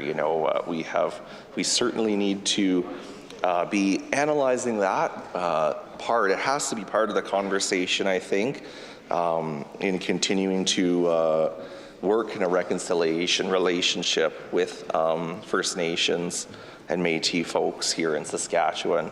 Mr. Speaker, I think I've spoken long enough here on Bill number 42, so I will move to adjourn debate on Bill number 42, the Saskatchewan Firearms Amendment Act 2025. The member has moved to adjourn debate. Is it the pleasure of the Assembly to adopt the motion? Carried. Government orders, adjourn debates. Item number 14, resume debate on the second reading motion for Bill number 43, the Municipalities Modernization and Red Tape Reduction Act, MLA-SAR. I recognize the member from Regina Rochdale. Thank you, Mr. Deputy Speaker.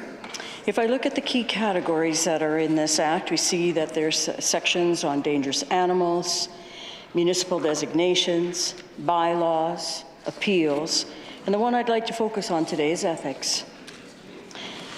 In this act, a couple of highlights in this area are that councils must have a code of ethics, orientation for new councillors, and follow the Saskatchewan Employment Act harassment rules, and must consider fairness. Council can appoint an Indigenous advisor, which I think has got great insight. Council must publish documents and notices on their website so that everyone in the area can understand what's going on and follow along with their municipality. Municipal employees can't be harassed, and they have whistleblower protections if they need to go to the Ombudsman. Newly elected councillors don't need to file disclosure statements if nothing's changed since their nomination. There's a lot going on in this very big act and lots in it for us to look at further into this winter. If one goes into the regulations, you can see that the Sask Party has what it calls red tape reduction. We're going to make sure that we talk to our stakeholders about whether they think that this will streamline processes or disempower their municipalities. Of course, we support their changes for accountability, ethics, and anti-harassment. I suppose if the government really wanted to improve the running of the municipalities, they might not want to download so much of their responsibilities on them, causing property taxes to skyrocket. And with that, Mr. Deputy Speaker, I would like to move to adjourn debate on Bill number 43. The member has moved to adjourn debate. Is it the pleasure of the Assembly to adopt the motion? Carried. Government orders adjourn debates. Item number 15, resume debate on the second reading motion for Bill number 44, the Cooperatives Act 2025, MLA Weatherspoon. I recognize the member from Saskatoon-Riversdale. Thank you, Mr. Deputy Speaker. It's a pleasure to rise and enter into debate on Bill number 44, the Cooperatives Act 2025. There's a lot in this bill. It's a very heavy bill. Some things are the amalgamation of the Cooperatives Act 1996 and the New Generation Cooperatives Act. It looks to modernize and align with other jurisdiction. We see new multi-stakeholder co-ops, so co-ops can be owned by multiple types of members like consumers, producers, volunteers. Co-ops can more easily sell preferred shares to non-members to raise capital. Interestingly, directors no longer have to be at least 25% Canadian residents. There's some simplifying of liquidation and dissolution procedures and allowing the use of digital signature technology. I look very favorably upon co-ops. They bring a lot of benefit to local communities. I was fortunate enough to be on the board of one cooperative, the Bridge City Bicycle Cooperative in Saskatoon, and their mandate was to provide programming to provide bicycles and bicycle repair skills to anybody who needs it. It was located right in the heart of Riversdale and served a lot of inner city youth and was really great for the community. It also had a waste diversion program. So it would take in used bicycle parts and divert them from the landfill for the co-op to use in its programming. So that was a really great example of what a co-op can do. Through that work, I had the chance to meet Stan Yu, who was on the board for 10 years and has moved on to be the Research and Communications Coordinator for the Canadian Centre for the Study of Cooperatives. So through my friendship with Stan, I get a lot of his social media content and seeing the work he's doing for the Centre for the Study of Cooperatives. I've learned about cooperative youth education programs in Canada, so like camps, summer camps put on by co-ops. We've seen co-ops in, working and housing initiatives. So again, just to reiterate the benefits that co-ops bring to the community, and I'm confident that the critics for this bill will consult with stakeholders to ensure that the changes within this bill continue to enable cooperatives to bring benefits to our local communities. With that, I move to adjourn debate on Bill number 44. The member has moved to adjourn debate. Is it the pleasure of the Assembly to adopt the motion? Carried.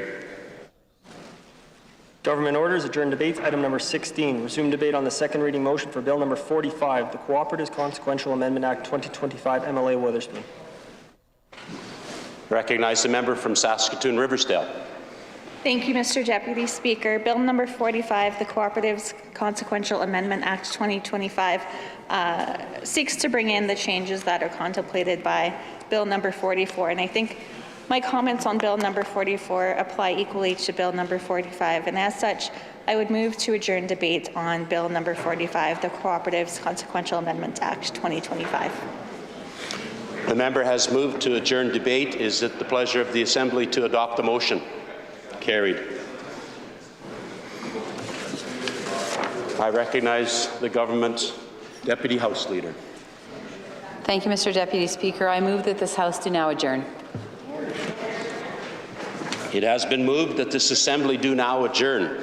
Is it the pleasure of the Assembly to adopt this motion? Carried. This Assembly now stands adjourned until tomorrow at 10 a.m. for a rarefied Friday meeting. Thank you.